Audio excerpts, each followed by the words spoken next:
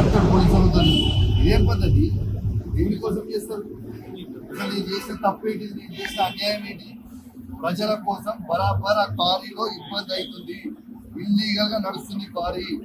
అది రేవంత్ రెడ్డి బేనామీ, సీతక్క బేనామీ, కడియం శ్రీహరి బేనామీ, ఎమ్మెల్యే నాగరాజ్ బేనామీ.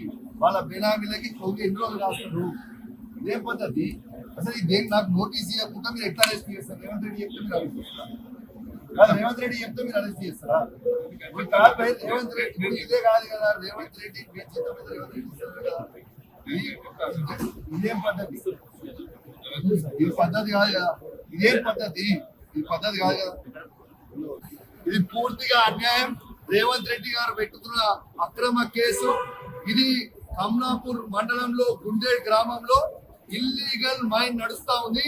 ఇది ఆయన రేవంత్ రెడ్డి ఆధ్వర్యంలో సీతక్క, తర్వాత కడియం శ్రీహరి, ఎమ్మెల్యే నాగరాజ్ గారి బెనామీ.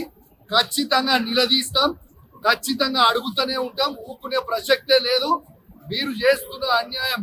ఇల్లీగల్ మైనింగ్ నడుస్తుంది అక్కడ. కేవలం 2.5 హెక్టర్స్ మాత్రమే ఉంటే ఇలా ఆడ ఇల్లీగల్ మైనింగ్ 20 ఎకరాలలో చేస్తా ఉన్నారు.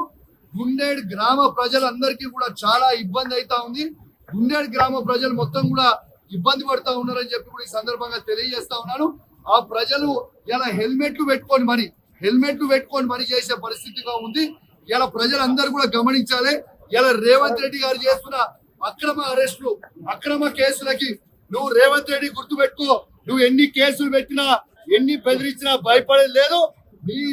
నీ సంగతి తప్పకుండా చెప్తాం, ఖచ్చితంగా ప్రజలలో చెప్తాం, ఖచ్చితంగా చెప్పే ప్రయత్నం చేస్తాం. జై తెలంగాణ, జై కేసీఆర్.